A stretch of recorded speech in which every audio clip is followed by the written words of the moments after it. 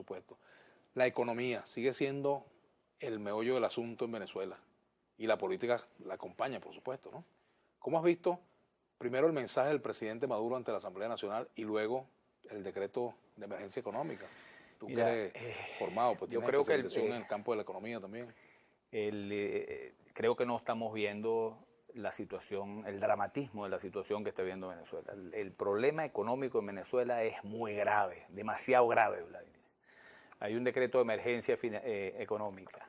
Este es un país que depende del petróleo y que se ha hecho dependiente patológicamente del petróleo porque hemos venido destruyendo el aparato productivo. Dependemos del petróleo y el petróleo llegó a costar $100 el barril y está en 23. $23 hoy se está vendiendo un barril de petróleo en Venezuela que nos cuesta producir $20. Si este es un país que no tiene divisas, un país que necesita desesperadamente dólares para importar todo, para importar comida, para importar medicinas, para importar materia prima para que la industria pueda producir. Nosotros el año pasado, el gobierno contó con $17.000. 17 mil millones de dólares. Eso ya no alcanzaba para las importaciones que requería el país. Bueno, mira, este año, con el precio de barril promedio en 40, el país le van a ingresar 6.000, 7.000 millones de dólares. Es decir, el gobierno este mes tiene $200 millones de dólares para el mes. Eso no alcanza, Vladimir, para comprar la cantidad de cosas que el país necesita. Estamos hablando de un año donde el país no tiene para comprar comida, medicina y materia prima para que la industria produzca. Solamente los sembradores de papa agremiados acaban de pedirle al gobierno 2 millones de dólares para poder importar semillas para poder producir papa. Bueno, eso es cada uno de los rubros del país que necesita dólares para importar los productos que se necesitan para producir. Si lo que está viviendo la economía venezolana es muy grave, es demasiado grave. ¿Qué es lo que nos sale entonces o qué es lo que nos toca?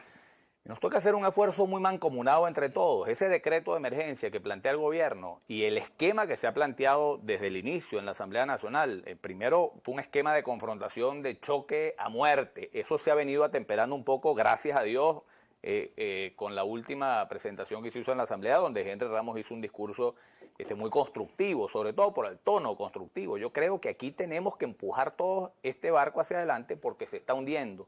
Y nos estamos hundiendo los 30 millones de venezolanos. Ahora, tú hablas de medidas, bueno, de hacer un esfuerzo y tal, pero eso suena como muy a largo plazo. En el corto plazo, ¿qué tenemos que hacer? ¿Endeudarnos? Mira, ¿vender algo? ¿Cómo hacer para traer la comida? Si ese es el drama que tenemos en medio. Ahí vamos con el segundo problema. Es que nosotros tenemos lo que se llama reservas internacionales, que son los ahorros de la República. Bueno, las reservas internacionales, cuando arrancó el año pasado, arrancaron en 21.000 millones, van por 14, 7.000 millones de dólares se nos fueron de los ahorros que teníamos, nos quedan 14.000 millones. De esos 14.000, 12.000 millones de dólares están en oro, y en oro depositado aquí, con lo cual no lo podemos hacer líquido. Exacto. El gobierno creo que ya está en planes de mandar ese oro para donde tiene que estar, que es afuera, para tú poder pedir préstamo, dinero prestado, dando eso como garantía. Ahora, con 12.000 millones de dólares, a Venezuela le van a dar 6, 7.000 millones de dólares más. Eso no alcanza para lo que necesita el país. Lo peor que nos puede pasar es que nos terminemos de comer esas reservas internacionales, los ahorros, y no cambiar radicalmente toda la estructura y todo el modelo económico que hay en el país. Pero fíjate tú, hay medidas que son de largo plazo, ¿verdad? Cuando tú dices, bueno, hay que pasar del modelo rentista al modelo productivo, eso no es coser y cantar, ¿verdad? No. Bueno, que hay que sustituir importaciones, eso no es coser y cantar, ¿verdad? Bueno, hay que producir, eso tampoco es de un día para otro. Te digo algo más. Decimos, tenemos que rebajar la inflación. ¿Qué significa rebajar la inflación? Reducir la inflación significa dejar de emitir dinero inorgánico. Ahora, ¿para qué sirve ese dinero inorgánico? Para pagar las pensiones, para pagar las misiones del gobierno, para pagar las viviendas que hace la misión vivienda.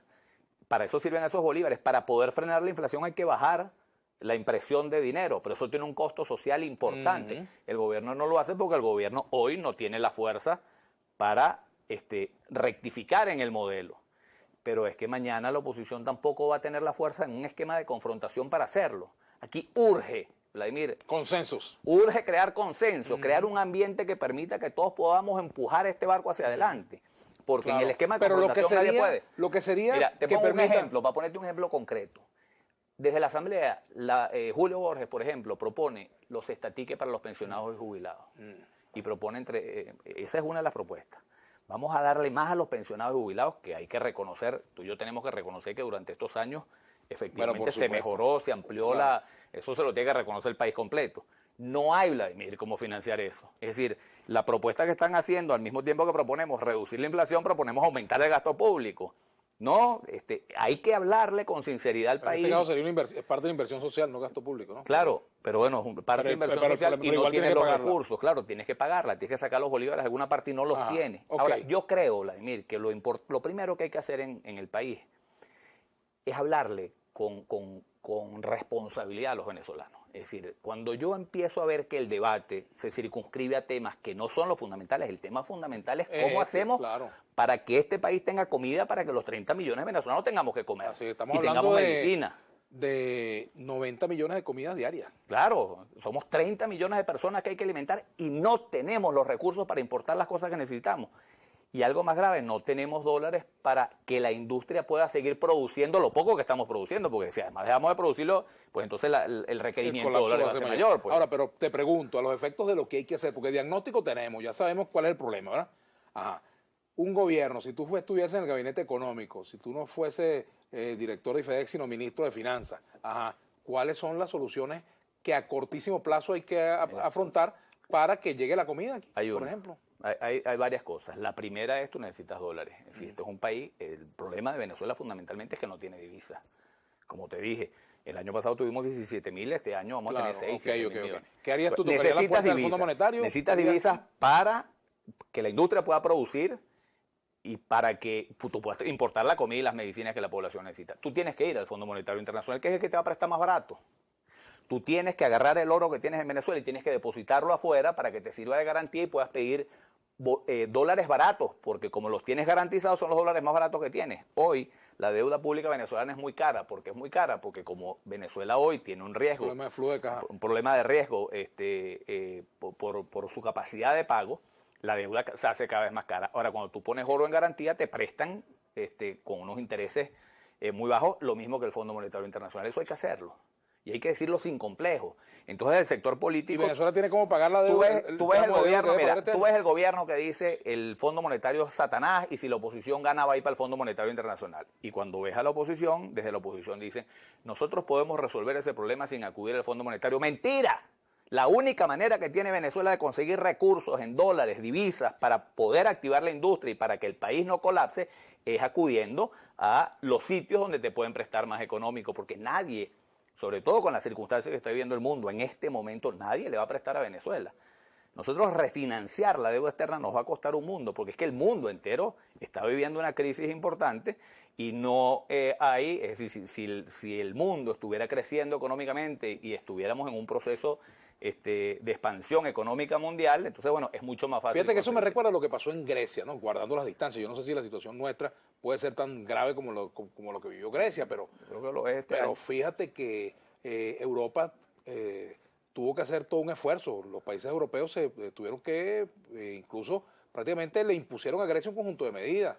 Y el gobierno de Tsipras tuvo que tomar medidas contrarias a lo que el pueblo pensaba, ¿no? Aquí va a pasar eso, puede pasar eso. Yo escribo, Vladimir, desde hace más de un año en El Mundo, yo le entraba a palos al Fondo Monetario Internacional por las cosas que hizo en el pasado. El Fondo Monetario Internacional se equivocó en América Latina de plano.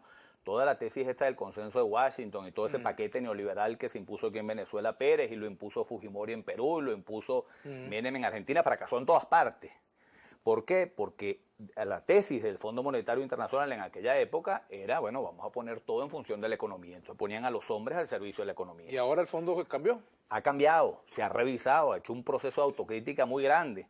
Ahora, más allá de que tienes que acudir al fondo por tus propios errores, porque tú no vas al fondo cuando manejas la economía bien y cuando haces las cosas bien, vas cuando te portaste mal y lamentablemente esta crisis económica la vamos a pagar los 30 millones de venezolanos. Yo me consigo gente por Twitter que dice, no, pero ¿por qué la vamos a pagar nosotros? Que la pague el gobierno. Bueno, no hay cómo, la estamos sufriendo todos, la estoy sufriendo yo, la estás sufriendo tú.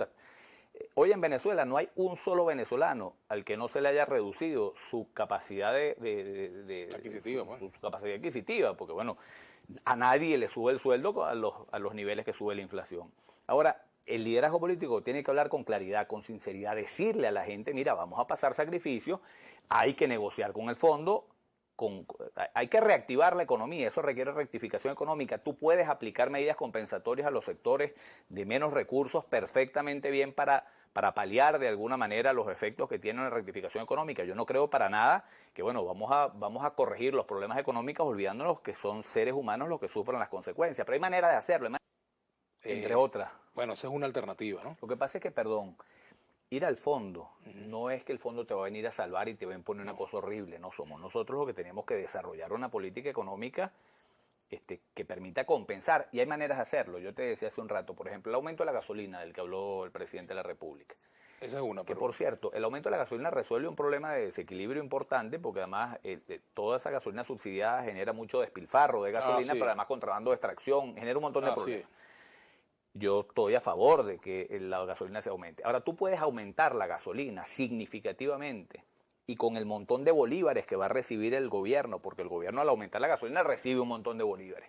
Ese montón de bolívares pueden servir perfectamente para crear un subsidio al transporte público, que es absolutamente necesario. Una persona hoy que vive en Maca, llegar a su trabajo y regresarse, le cuesta la mitad del salario. Así es.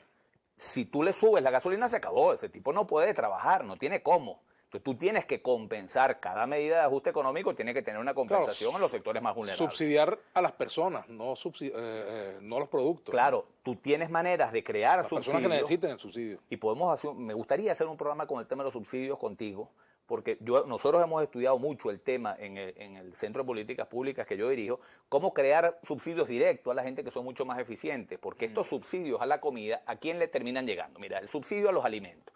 El país donde se vende alimentos más baratos del mundo es Venezuela, o sea, donde los alimentos están más baratos en el mercado, precios regulados, etcétera. Cuando tú lo comparas con otros países, el problema ¿cuál es? Que el subsidio al gobierno le cuesta 100, pero eso estimula todo un mercado paralelo donde va la gente y compra. Hoy tú no consigues los productos sino en la calle. Es decir, tú no compras un cartón de huevo en el precio que dijo Arreaza en el mercado. Tú compras el cartón de huevo en 1.200 bolívares, en 1.300 bolívares en la calle. ¿Quién se está llevando la gran parte de ese subsidio que le cuesta al gobierno? Se lo está llevando un tipo, se lo está metiendo en el bolsillo que estaba chaqueando. ¿Me explico? Entonces tú tienes un subsidio que al gobierno le cuesta 100, pero 80 termina en manos de unos poquitos y 20 le llega a la población. Tú tienes maneras de crear subsidios que al gobierno le cuesten menos, pero que vayan directo a la gente. Ese tema es importante, por supuesto, pero no quiero desviarme en los minutos que nos pueden quedar.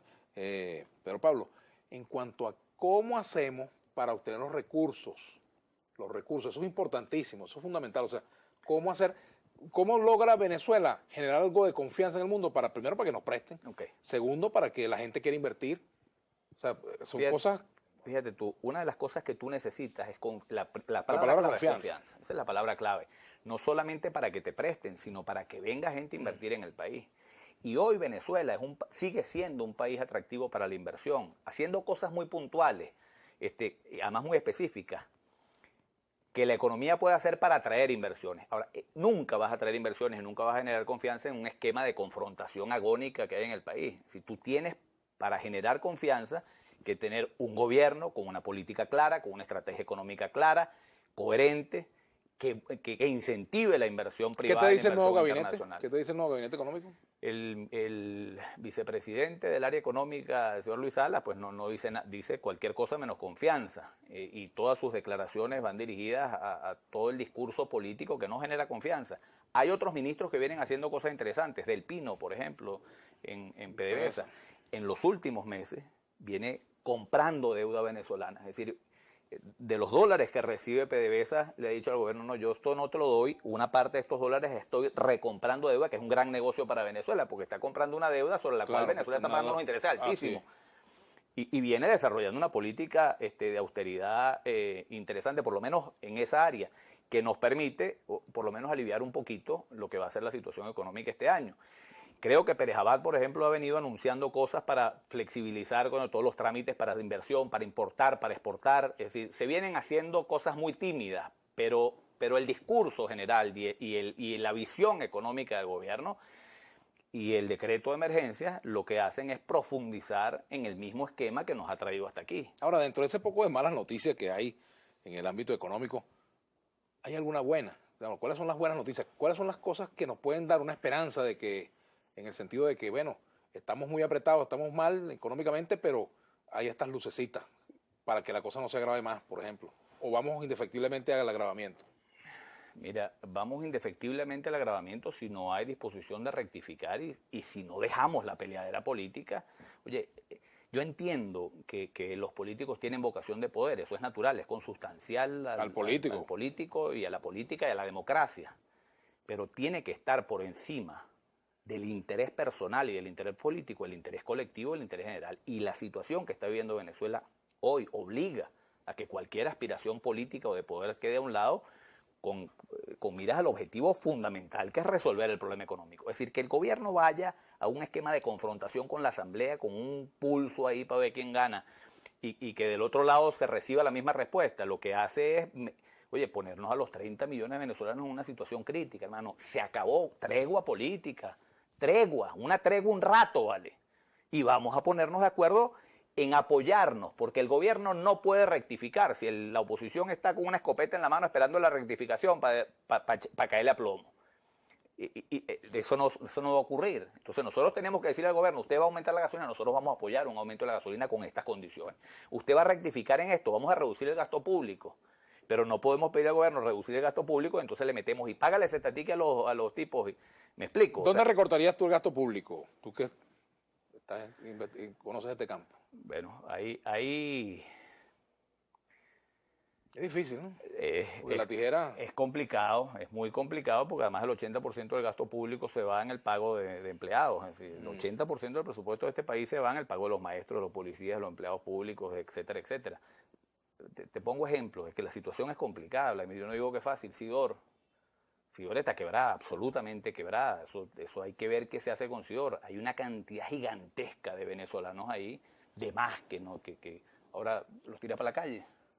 Si son padres de familia, que los tira para la calle mañana y ¿qué hace esa gente? Es decir, todo este proceso es lento, no es rápido, pero hay que iniciarlo, y hay que iniciarlo con un espíritu de nación. Si nosotros tenemos que ver... Pero fíjate que no me dijiste por dónde recortaría.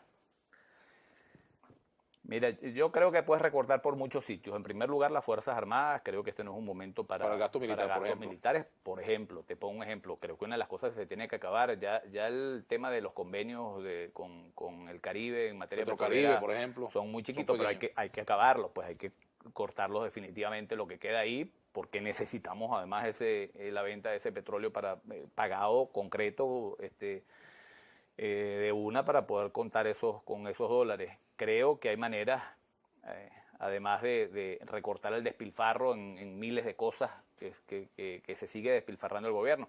Creo que necesariamente vas a tener que ir a un proceso de privatización de algunas empresas que están quebradas. Es decir, tú tienes una empresa que no puedes mantener. Sidor, no la puedes mantener. Entonces los políticos se cuidan de no decir eso nunca, porque eso es pecado mortal. No vale. Sidor no se mantiene, no hay manera de que el gobierno mantenga Sidor. Sidor llegó a producir 4.500 millones de toneladas de acero. No está produciendo ni 700 ni 600.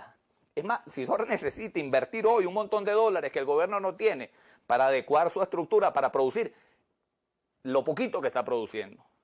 ¿Cómo hace? Es decir, no es un tema de que yo creo en la privatización y yo soy neoliberal y...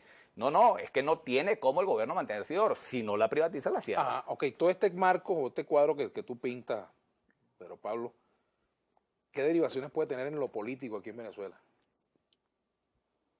Vamos a una situación complicada. Todo esto que yo te estoy diciendo es muy fácil decirlo. El gobierno sabe que no lo puede hacer porque el gobierno no tiene la fuerza para poder llevar esto adelante y sobrevivir. Ahora, ahí se planteó, por ejemplo, en la Asamblea, bueno, vamos a cambiar el gobierno en 6 meses. Oye, yo quiero ver eso. Quiero ver quién es el presidente que va a asumir en estas circunstancias en un esquema de confrontación con el otro lado, un esquema de confrontación a muerte. ¿Cuánto dura? ¿Cuánto dura un presidente en tener el 80% de rechazo cuando no puedes resolver los problemas más elementales en el corto plazo? Pues no los puedes resolver en el corto plazo. Aquí hace falta no un decreto de emergencia económica, un gobierno de emergencia nacional es lo que hace falta aquí, donde todo el mundo forme parte, intervenga, participe, los sectores productivos, los productores del campo, los sectores petroleros, la iglesia, los sectores políticos, todo el país aquí tiene que unirse alrededor de salvar una situación que es dramática, no es sencilla, esta crisis es muy profunda. Este país no tiene los dólares para importar la comida y las medicinas que necesita la población. ¿Y tú crees que la oposición, el gobierno va a querer compartir el gabinete con la oposición y la oposición va a querer un pedazo de ese gobierno ahorita en estas condiciones? Es que yo no, para ella, es que para ambos. Yo creo que el esquema no puede ser ese. El esquema tiene que ser, mira, vale, ¿cuáles son las cosas? Vamos a sentar al país, no es a los políticos, no es a Maduro con Henry Ramos ni a Diosdado con Julio Borges. No, es que el país entero aquí tiene que tomar conciencia. Y no puede tomar conciencia si el liderazgo político está entretenido en las fotos de Chávez y en las fotos de Bolívar y en un debate que no es. Yo veo, por ejemplo, planteamientos, vamos a darle el título de propiedad a la vivienda. ¿Y de qué le va a servir el título de la propiedad a la vivienda si no tiene cómo comprar comida? Porque no hay comida en el mercado y la comida que hay no es accesible porque no la puede pagar. Sí, yo creo que tenemos que ir al meollo del asunto y es el problema del país, el problema de los 30 millones de venezolanos es que no nos está alcanzando el dinero para comprar comida y que la comida no está. Y no va a estar este año, ese problema se va a agravar este año, entonces ese es el problema que hay que atender. ¿Cómo lo atendemos? Bueno, vamos a hacer causa común todos, vamos a hacer una tregua política y vamos a ver, bueno, ¿quiénes son los tipos que más saben de economía? Que pueden enderezar esto con decisiones muy prácticas. Ahí hay una cantidad de dólares. Bueno, los dólares se asignan específicamente. Usted tiene que sembrar papa. Usted necesita 2 millones de dólares en semillas para sembrar papa. Aquí están. Usted necesita y hacer puntualmente las cosas que hay que hacer para recuperar el aparato productivo. Hay que abrir la inversión petrolera. Hay que disciplinar el gasto público, hay que resolver el problema cambiario, que no es posible este desorden cambiario que tiene el país. Sí, cosas muy puntuales que se pueden ir haciendo para reactivar el aparato productivo. Bueno, te agradezco mucho, pero Pablo, que haya venido al programa. Muchas gracias.